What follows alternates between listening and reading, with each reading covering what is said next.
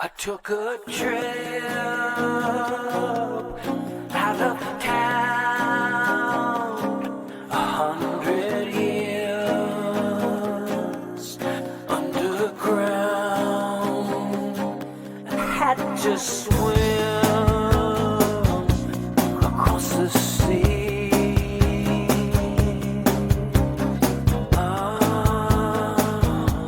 When you were my baby.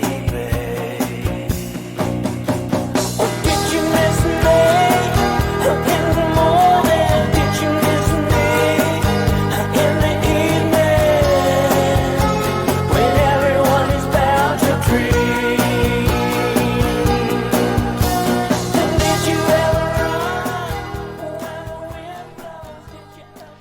Hello and welcome to episode 5.17, the May 6th, 2026 Did You Miss Me edition of Notes from the Aisle Seat, the podcast that covers the arts in northern Chautauqua County, sponsored by the 1891 Fredonia Opera House. My name is Tom Laughlin and I'm your host as we bring you news and information about arts events at the Opera House and around the region, including interviews with artists and creators across the county. Well, after a lot of flying, walking, driving, and one particularly dangerous motorcycle adventure ride, I've returned back home, mostly in one piece. These past 3 months have seemed at times like an eternity, and occasionally I found myself, like Billy Pilgrim in Slaughterhouse-Five, unstuck in time. But I got to get some warm temperatures and trail riding in Arizona, a visit with my daughter in Olympia, Washington, and a bucket list trip to Japan. I'd like to thank Rick Davis for letting me produce my pre-recorded road trip editions, all of which were in the can by mid-March. All the guests who were so helpful in being interviewed, in some cases well in advance of their appearance on the podcast, and for the listeners for not abandoning the podcast. Back now to our regularly scheduled programming.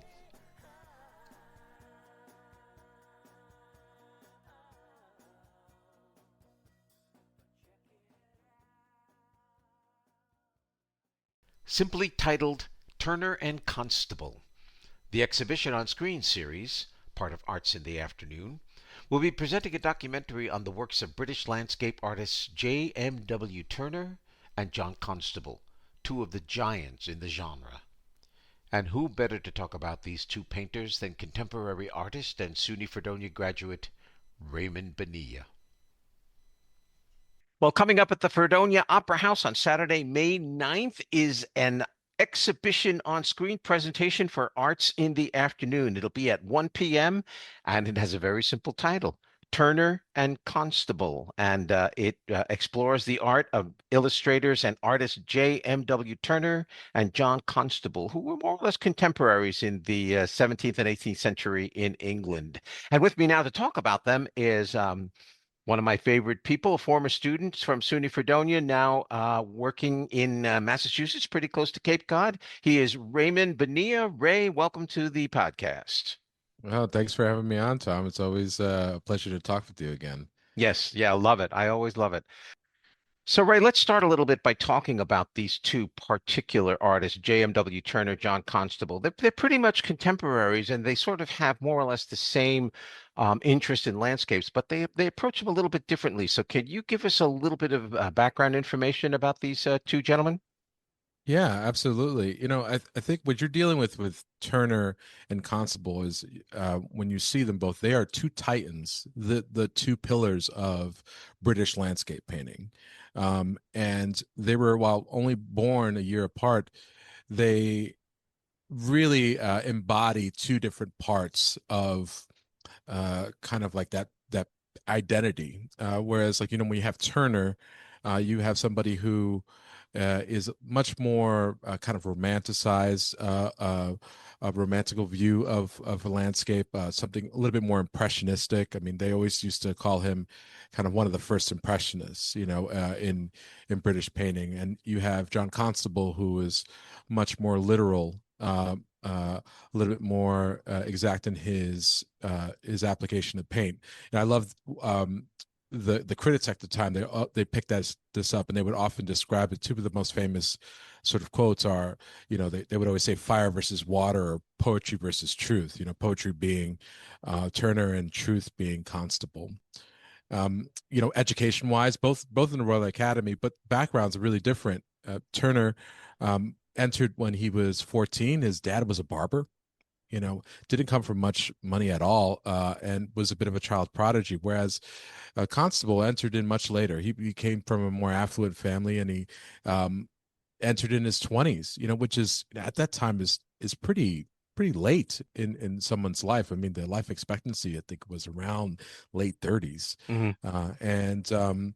But both were, came up through the British Royal Academy and came into fame at the same amount of time. And their early works almost look really similar, and because they were inspired by Claude Lorraine, painters like that who were the sort of the masters of landscapes. But eventually they started sort of found their own identity, and that's what this exhibition is about, which is awesome to see it. Yeah, it's a documentary about the exhibition that was in the Tate Britain that just closed, I think, in this Yep. past April. And they sort of, the documentary sort of presents them as rivals in a certain sense, but I don't get the sense from looking at, some of my own research that they were rivals at all. It didn't seem to be that they were, trying to outdo each other or fighting over, whose style was better than the other. It almost appeared to me like they hardly even knew each other. Yeah, I think just as from studying them, they were very aware of each other because of just the fact that they frequented around the similar circles. I mean, I think their rivalry, if you can call it that, came from really the 1831 Royal Academy exhibition, and really was just Constable was on what's called like the hanging committee, and but he was also an exhibition himself, and by happenstance, some might say, his painting in the exhibition was in the best place, and that irked Turner. And so he famously, didn't want to be upstage. So he went over to his painting, and he had put a really bold stroke of red paint on it. So you could not miss it, and, everybody, it caught that piece, and it was like unmistakable. And so Constable famously said, when they or Turner, I should say, famously said when he turned to Constable, he says that, quote, he has been here and fired a gun, and so like that's, I think, where the quote unquote rivalry was. But they were very, I think their approach to landscape and why they came to landscape, I think, was ultimately really different. Well, talk about that for a little bit because we're going to see a Yeah, lot of landscapes in this documentary. So let's get a sense of, how the difference of how they approached it. sure. I think I like to uh, describe them both as like, one is like I'd said before, is a lot more poetic, and they use a landscape, like Turner uses the landscape uh, as a means to express light. That's all he really ultimately he just that's all he cared about. I think on his deathbed, one of his last quotes was, or his last quote was, "The sun is God." And as reported, I don't know if that's true, but in terms of like if he actually said that, but it just goes to show you like he was obsessed with light, and you can see that by the end it was paint was really just applied, almost in this pure abstraction where the shapes were blending into each other. You still knew what it was, but the literalness of the paintings became much more vague and impressionistic. Whereas and he Turner didn't. He painted everything. He painted scenes from all over the place, all over the world. He traveled quite a bit, lived in different places. Whereas Constable, he was really like a homebody. Mhm. He really loved painting the places around him where he grew up. He often went outside and painted a lot of landscapes or sketched from landscape paintings from life, plein air paintings. And around that time it was really uncommon because you didn't have the paint tube. Turner went outside, of course, and he observed. But the cool thing about the exhibition, you'll see it, is that they both have their sketchbooks presented there, and you'll see the differences between the two. But Constable brought paints outside regularly, and the only way you could do it is through pig's bladder, and you'd have to prepare that every single time you wanted to go out. So it's that sort of thing. And so you see a lot of Constable's work.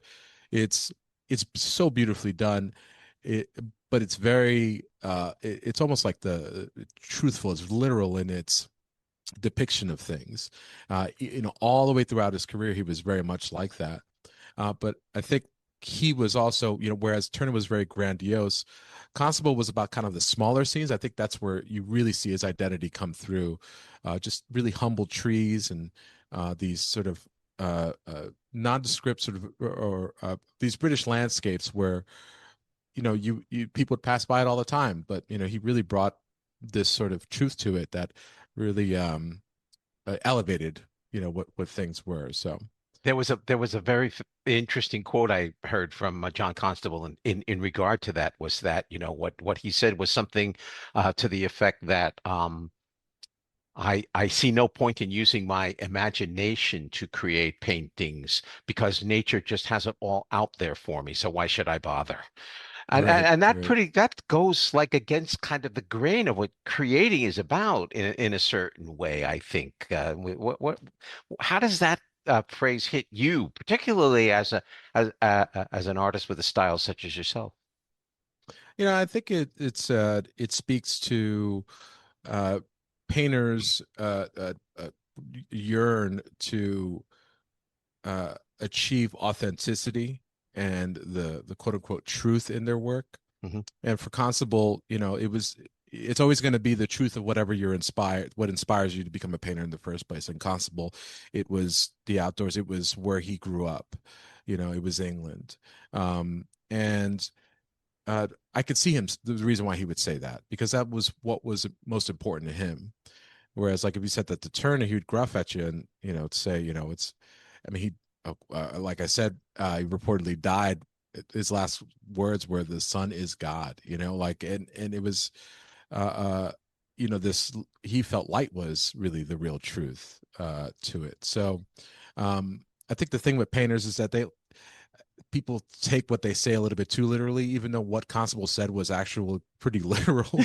um, it's funny to see that, because I can see myself saying both things, and seeing the angles from both sides of painters. Yeah, I when I look at the galleries, I look at the gallery for Turner's work. There's a lot of fury in some of his paintings. He did a painting in the burning of the Houses of the Parliament in London. He did numbers of storm scenes on sea, Hannibal crossing the Alps, snowstorms. Whereas, John Constable was much more staid and much more, there's a certain peace to his paintings, like the Hay Wain and a couple of other things that, show just rural life moving at a very slow, peaceful, easy um, pace. Do you sense that when you look at the two different galleries and you put their work side by side? I think that's what audiences will probably see the most. Yeah, absolutely. And you'll see, I think with Turner, you uh it's you kind of become enveloped by the paintings. I feel like it's almost like this 360-degree panorama Mhm. of color that you're kind of being swallowed into. Whereas Constable's work, I feel like I could step into them and exist in the world, and I am part of this realized scene. And I which is beautiful because it's just a bunch of colored mud, right? On fabric, right? Yes. It's pretty wild that you could, with the same mediums, with the same tools, you can have two completely different types of experiences. Yeah, that's I think I love the way you express that, Turner's work just sucks you into the center of his paintings, which often have a, like you say, a light source in there surrounded Hmm. by, framed by waves or whatever it is that he has. Whereas Constable, yeah, I mean, just out there and just like, I'm going to take a walk down in that little path that he's got there by the river, just step right into the painting. It's a very accurate and interesting way to look at it.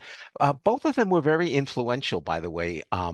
As far as the development of painting past their lives. Uh, I think it was Constable influenced the Barbizon School, and Turner influenced, Impressionism. Interesting that both of these men who were, so interested in landscapes and the English countryside managed to influence a couple of very famous styles of painting past their lifetimes. Yeah, it's quite unbelievable to think that, their work is arguably more important. Their contributions to art is more important than their work, and their work is extremely important, but the tract that, that painting sort of went on, and the schools that developed from that, I mean, led to what we have today. And it's quite unbelievable. At least, for me as an artist, I know that the exhibition is very much like the rivalry, and it almost forces you to, your viewers will see this, but, almost forces you to choose between the two.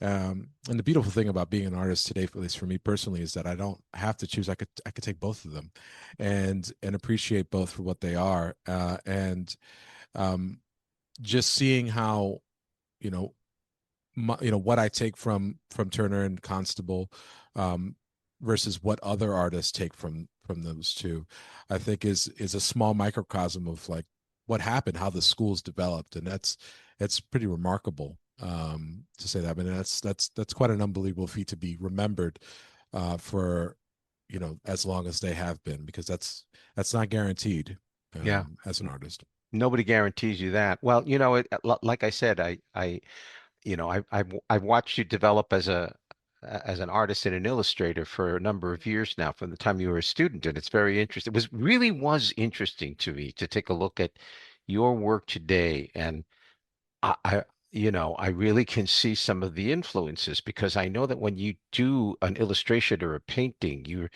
very, almost realistic in terms of trying to get the proportions right for the scene that you're painting. Yet at the same time, there's this patina of sort of hazy abstractness that the eye doesn't focus as sharply on your work. The lines aren't as sharp. There's enough imagination in there to give the viewer a sense of almost a dream quality in some of your work. I really like that. What you've been doing. So, not only should people take a look at the work of Turner and Constable in this upcoming documentary at the Fredonia Opera House, but they need to go to raybonilla.com and see what Ray is doing. Go there, go to the website first before looking at the film. It'll help me out. Yeah. Yeah, Raymond yeah, Bonilla first, and I will put a yeah. link in the show notes for you, of It's course, but raymondbonilla.com first, and then go to the artwork and check out the documentary. Ray, thanks for being on the podcast. I really appreciate it. I really, really do. my pleasure, Tom. Yeah. Always a pleasure to chat with you. Yeah, much more luck to you and to your wife, Jamie DeSarno, who is now an art history professor at University of Massachusetts Dartmouth. Congratulations to her. Thank you. You're welcome. Take care, Ray. Bye-bye. Take care.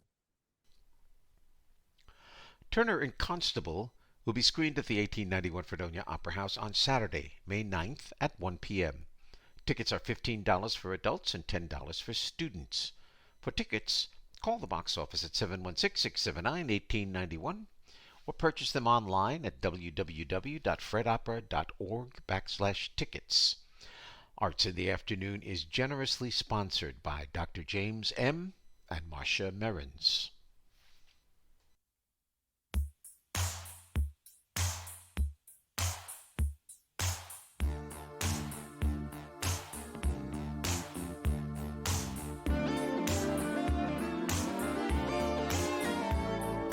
If you're blue and you don't know where to go to, why don't you go where fashion sits?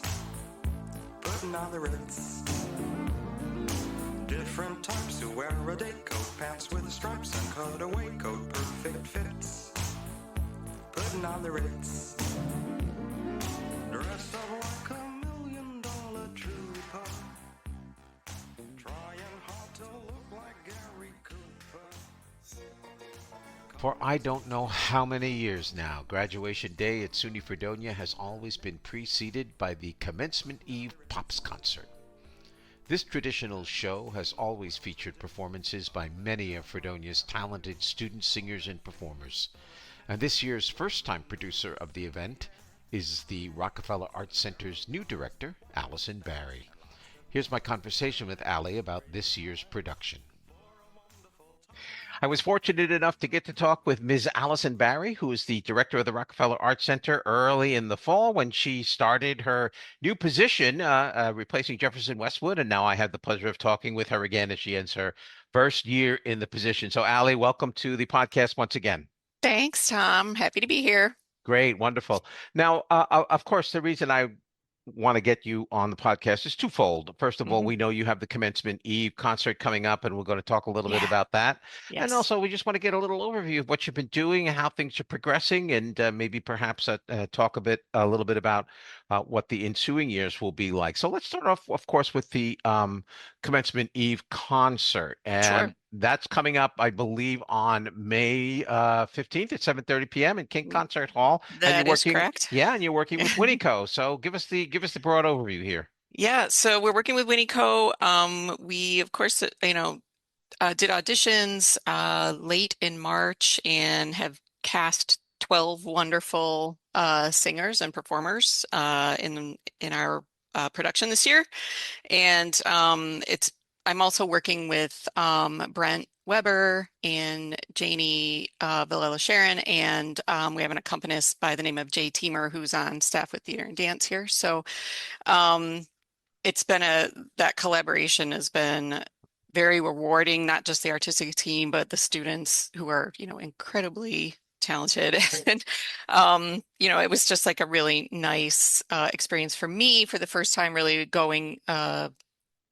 sitting in on auditions and being part of that process. So yeah, I'm excited. And I've got a couple of great student stage managers helping with it as well.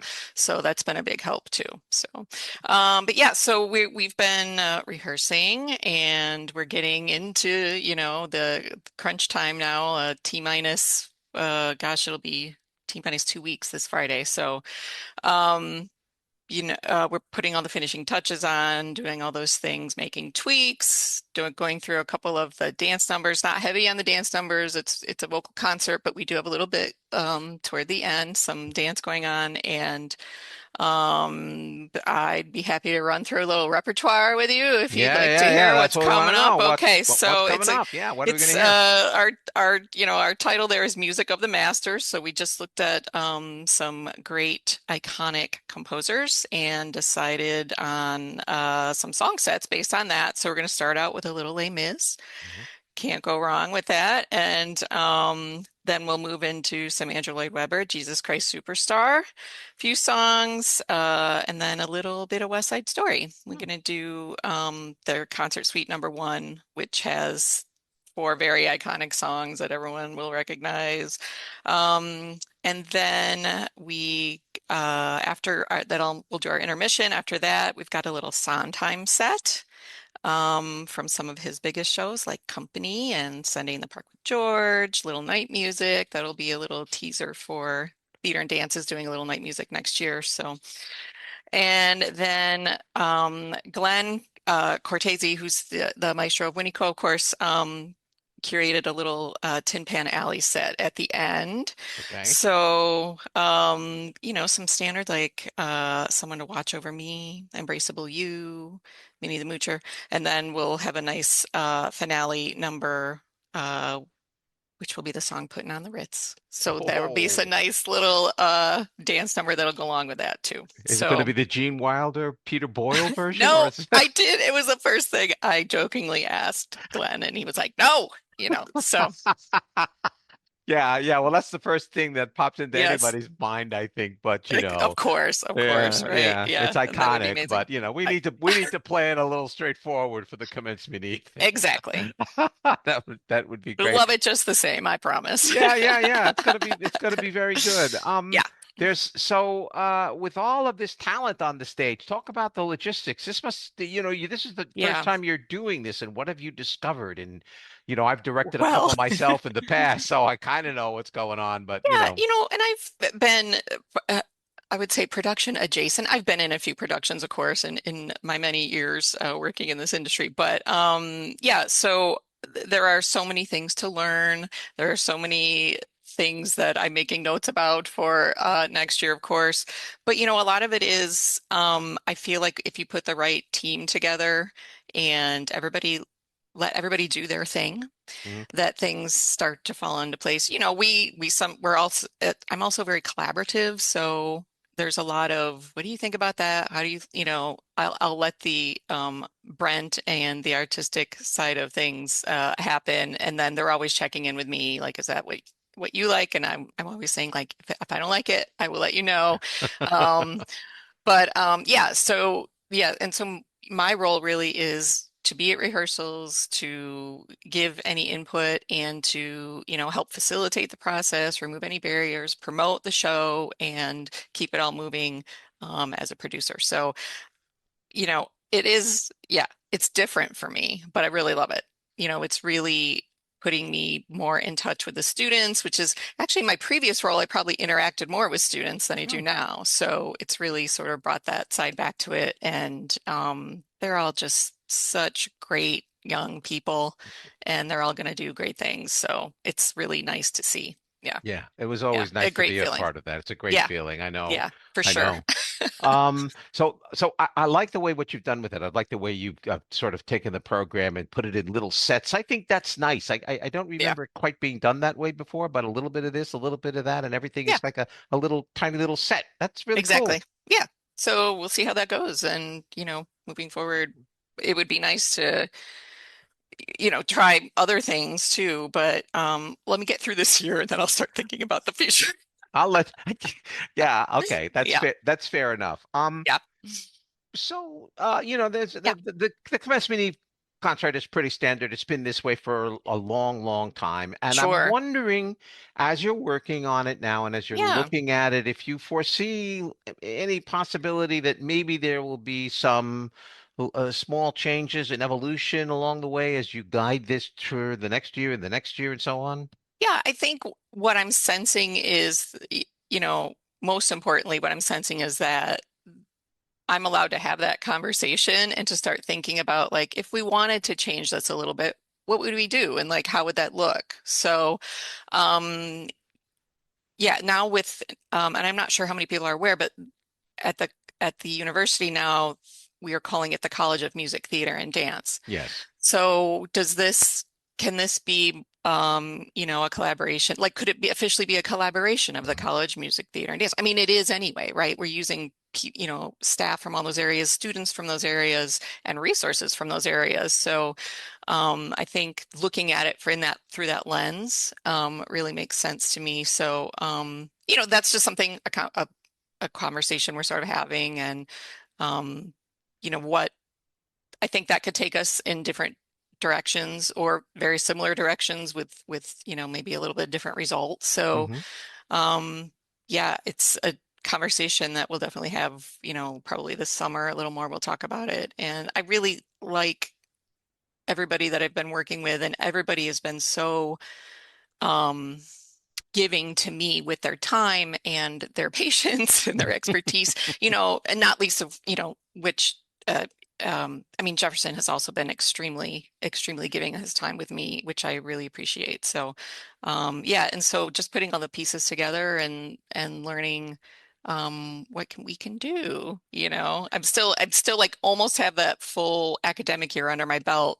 And so it's, I will be happy to be sort of past commencement at some point and really being able to just look at everything all together and try to make some decisions about where we move Well, I think, Yeah. my feeling has always been if you don't change, you die. So sooner or later, the change is going to be inevitable. That is right. And I'm going to quote one of the beautiful Sondheim songs that we're going to be using, which is, you know, Move On from Sunday Mhm. in the Park with George. And there's a lyric where she says, I chose and my world was shaken. So what?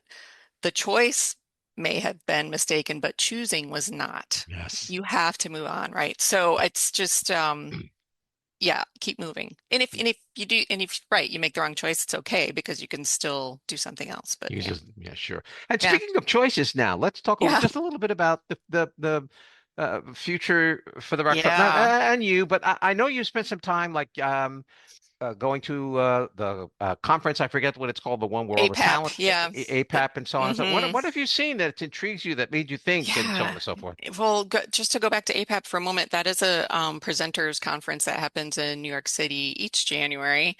And it's you're staying in Midtown, so you're surrounded by all of the wonderful things that are going on programming wise in New York and food wise and all of that stuff, right? So it's a wonderful experience to begin with. But yeah, so you're meeting, it's presenters are attending, artists are attending, promoters are attending, agents, so they have little showcases happening both in the hotel, outside the hotel, and exhibit halls with different booths and things like that. So it's overwhelming, I will say. So there's so much going on and to making choices about what you can go see, who you need to meet with, those types of things. But um, it was a wonderful experience. It puts a lot of ideas in your head, maybe too many, but it's still, I was very happy to go and actually was able to connect with a former student of mine from Fredonia, and had a nice time with him as well.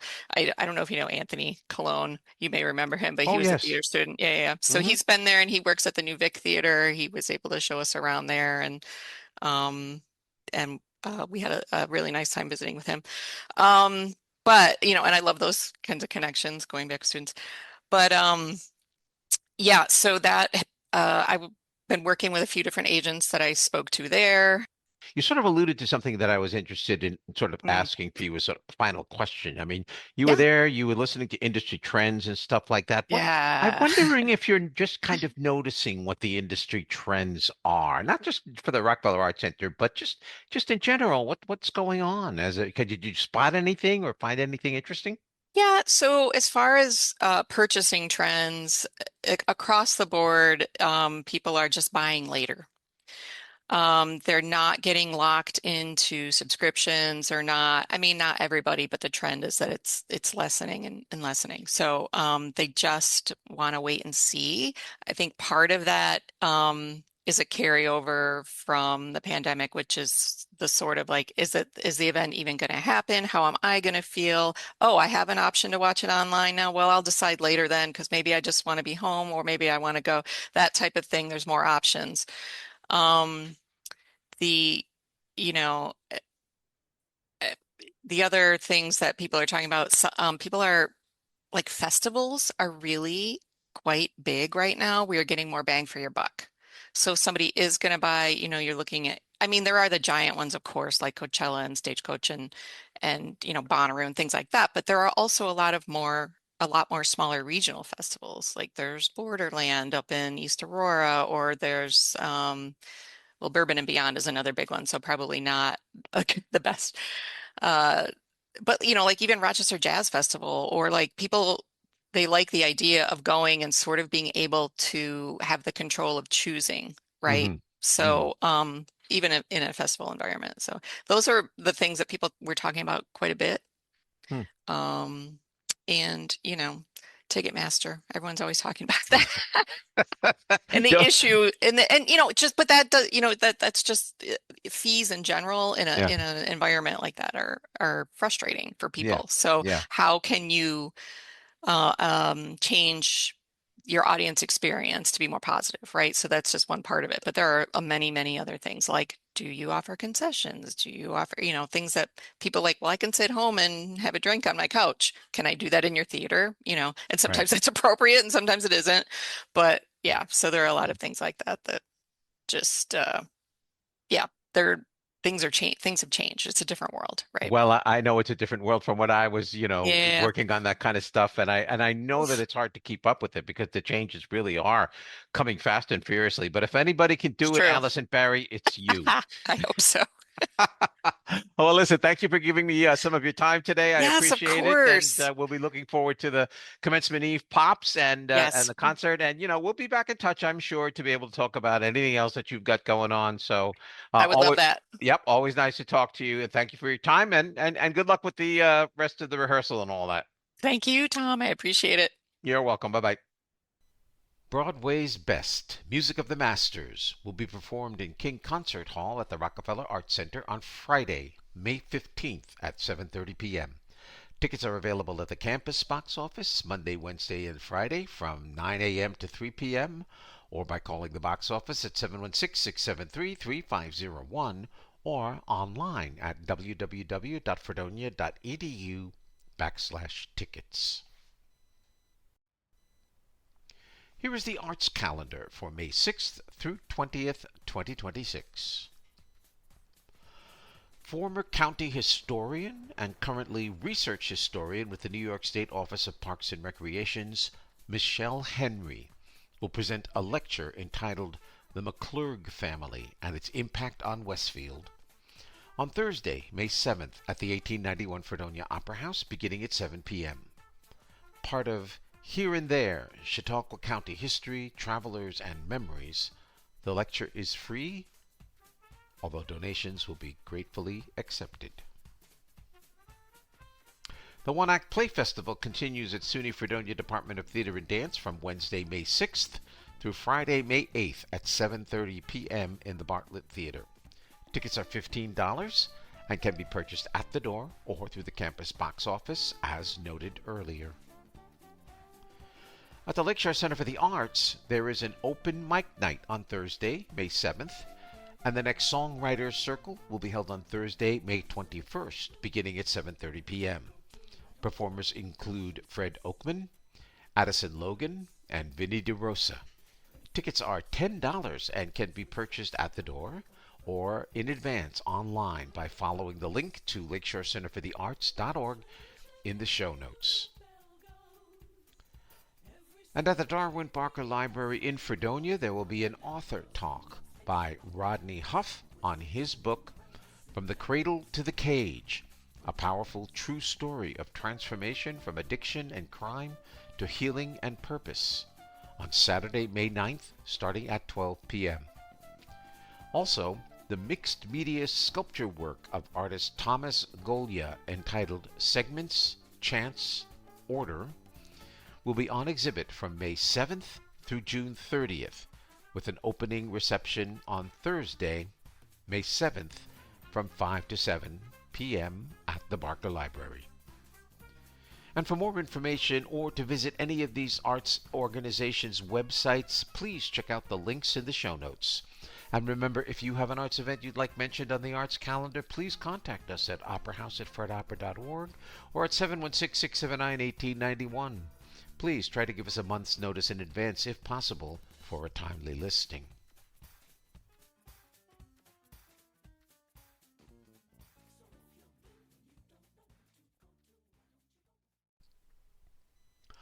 Finally, the U.S. Air Force Heritage Brass Band is coming to the 1891 Fredonia Opera House for a Memorial Day concert on May 22nd. Always a popular event, these military band concerts present world-class musicians who just happen to be U.S. servicemen and women. I spoke with two of the members of the Heritage Brass Band, Sergeants Levi Cull and Brian Bean, to get some sense of how their operation works. Well, a very exciting event, of course, is coming to the 1891 Fredonia Opera House, and it's going to be the Heritage Brass Band from the United States Air Force. And we are going to have a couple of people here to talk with me about that. They are Technical Sergeant Levi Cull, and he is a percussionist in the band. And also with me is Technical Sergeant Brian Bean, and he's the probably in charge of the whole thing. So, gentlemen, welcome to the podcast. Hey, thank you so much for having us. We're happy to be here. Yeah, thank you so much. Thank you, thank you. Okay, so let's talk a little bit about the ensemble. The ensemble is a greater part of a larger organization. So, Brian, why don't you speak to that and tell us how the ensemble works within the entire U.S. Air Force band? Sure. Yeah. So we are part of a larger organization called the United States Air Force Heritage of America Band. And our band has everything from a concert band to a rock band. We have 2 woodwind quintets. We have our large brass ensemble. So we have a good amount of people and a large amount of capabilities. And we often go out and kind of break out with our smaller ensembles just to cover as much area as possible. So yeah, we're super excited to break out with Heritage Brass. We have about 13 members, and yeah, we're looking forward to coming to New York. And you play the trumpet, I understand, and also Levi plays the percussionist. So I'm going to ask both of you a little bit about how you got into, these particular ensembles. What drove you to enlist in the Air Force, and then from there, how you got into the brass ensemble, the Heritage Band. Levi, let's start with you. Yes, sir. So, yeah, I'm a Technical Sergeant Levi Cull. I've been in the Air Force. It'll be 9 years in just a couple weeks. Excuse me for that. And like Brian, I've been a member of this unit for my entire career, which is kind of interesting being in the military. The typical military life is you're at one duty station for a couple of years, and then as you promote or as other opportunities become available, you get sent to different bases. Our career field is a little special because there are only certain bases that have Air Force bands available to them. And where we're stationed, Joint Base Langley Eustis, is one of those select few bands. And our band basically tours the entire East Coast from the southern tip of South Carolina to the tip top of Maine, 15 states total. And we go out and we interact with the public. We tell the Air Force story, and we essentially put a face with the Air Force and with the Department of War at large.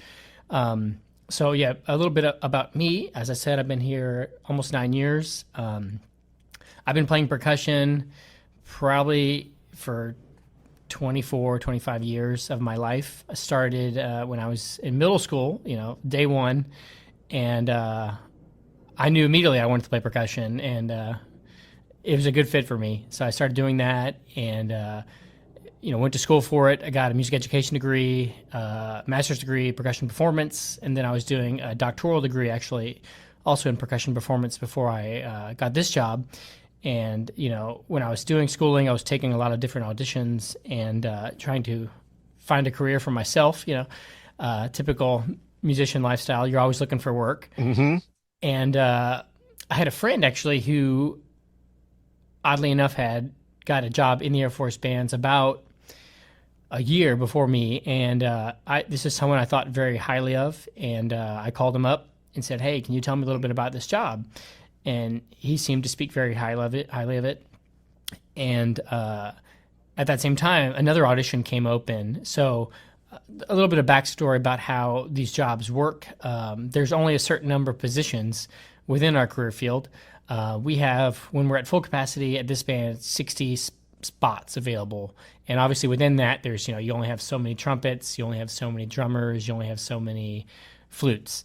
Here at this band, we have 5 percussionist drummers. So one of those positions came open in 2017, and I applied, came out to Langley, did an in-person audition. They liked the way I played, and they offered me a job.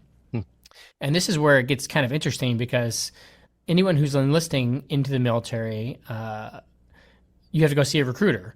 And typically the recruiter will show you what you're qualified for. You'll have to take something called the ASVAB.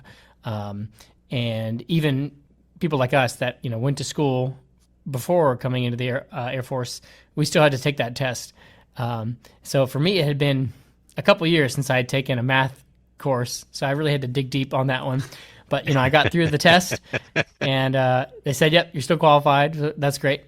And after that, we enlist. We go straight to basic training. They call it 2 months of paid vacation.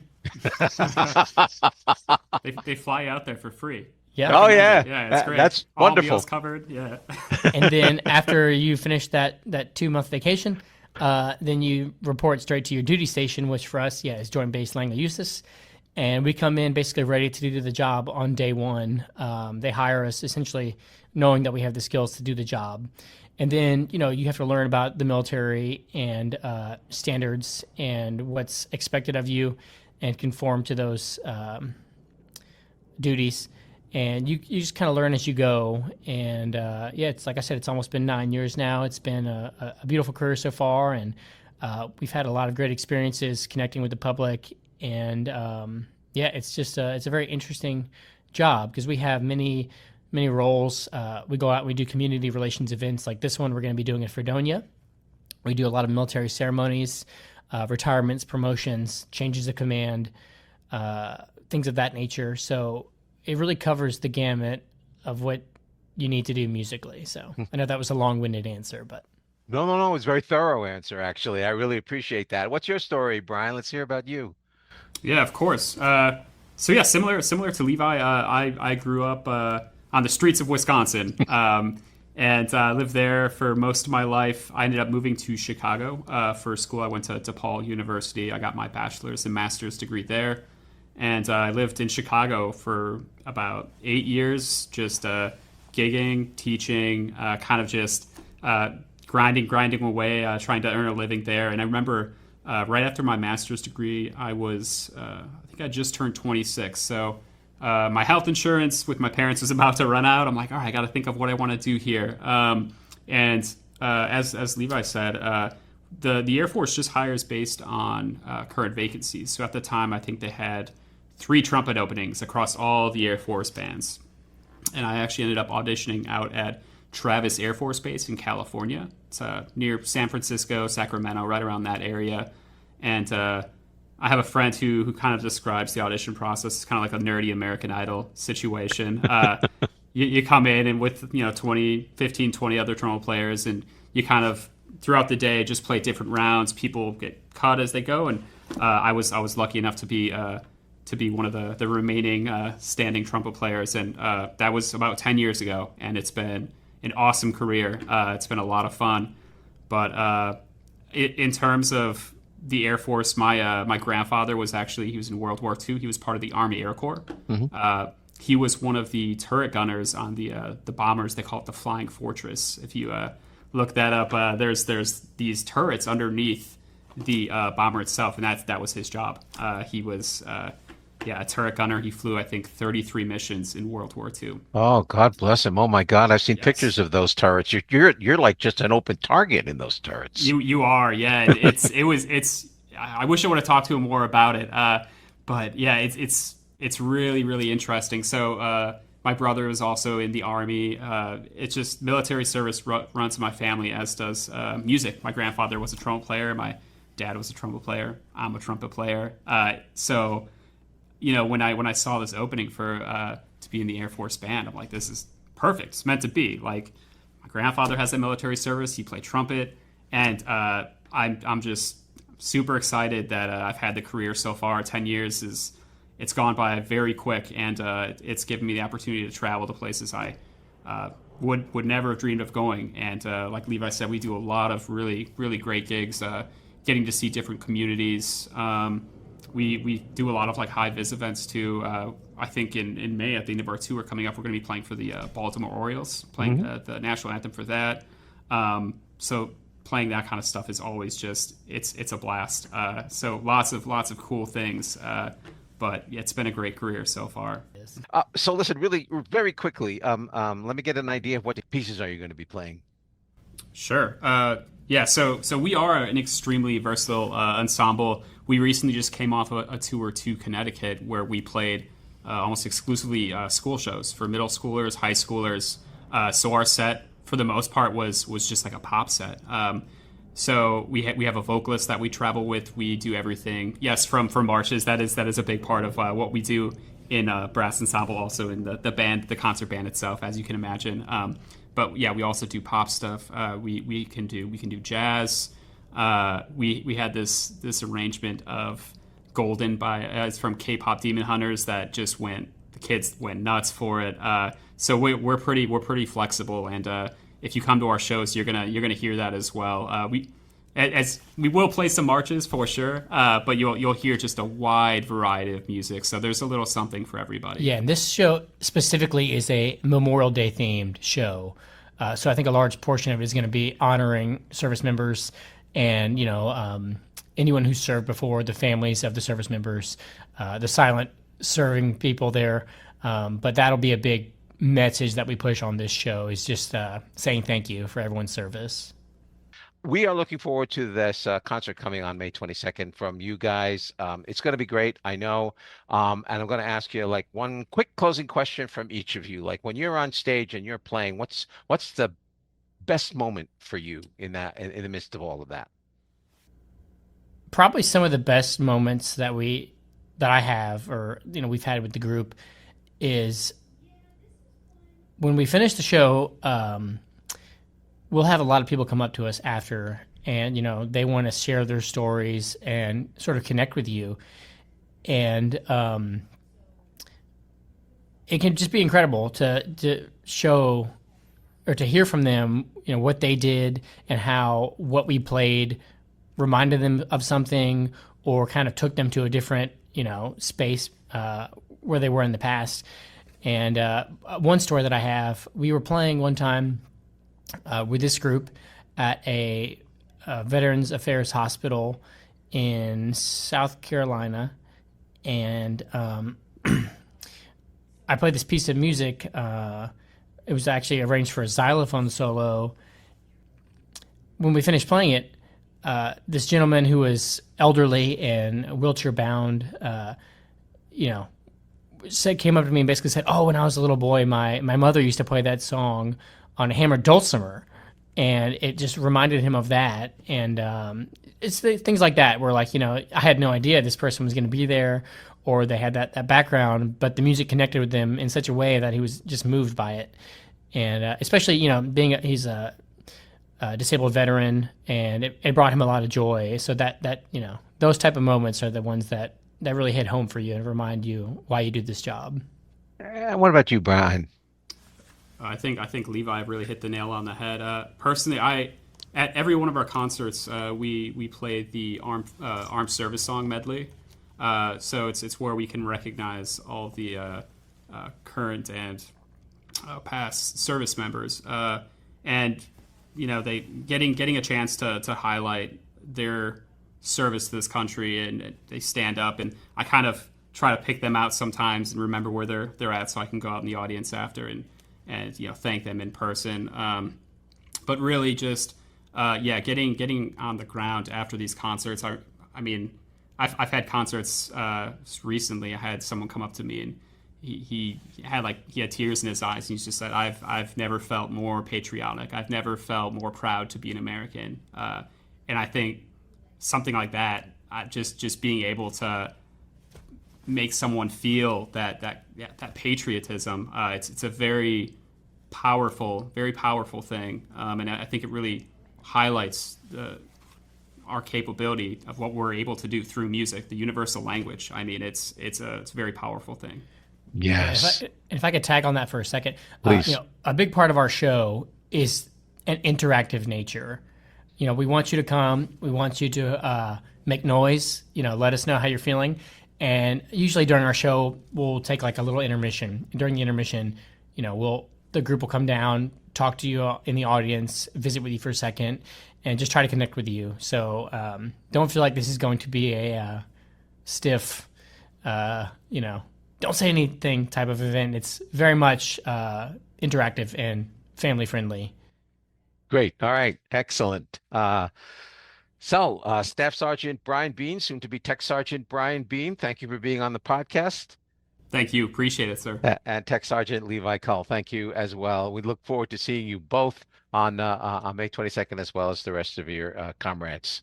Yeah, thank you so much for having us, Tom. It was an honor. Yeah, thank you so much. We can't wait to see you guys. Yeah, it was an honor for me as well. Gentlemen, thank you so much. Thank you. Thank you. The U.S. Air Force Heritage Brass Band will perform at the 1891 Fredonia Opera House on Friday, May 22nd, beginning at 7 p.m. Tickets are free, but they are limited to 4 tickets only per request. Call the box office at 716-679-1891 for more information.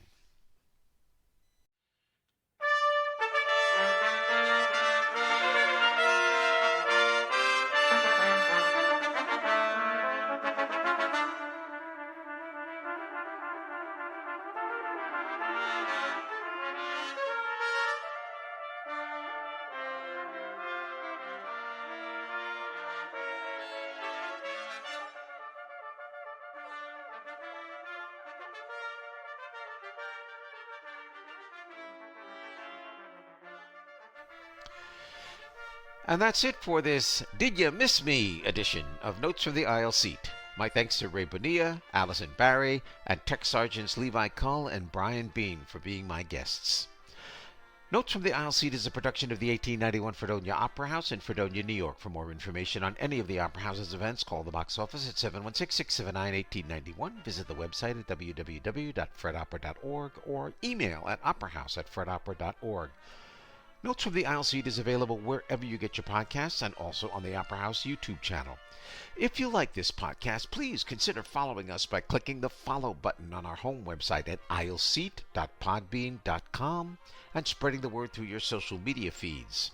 If you have an arts event you'd like featured on the podcast, why don't you drop us a line at operahouse@fredopera.org and we'll see about featuring your event. Please try to give us a month's notice in advance if possible to facilitate timely scheduling. If you have any suggestions, comments, or criticisms of the podcast, just drop us a line at operahouse@fredopera.org. We'll be glad to receive your feedback. Our next episode will be available on Wednesday, May 20th, 2026. I'm Tom Laughlin, and until then, be safe out there and be kind to one another.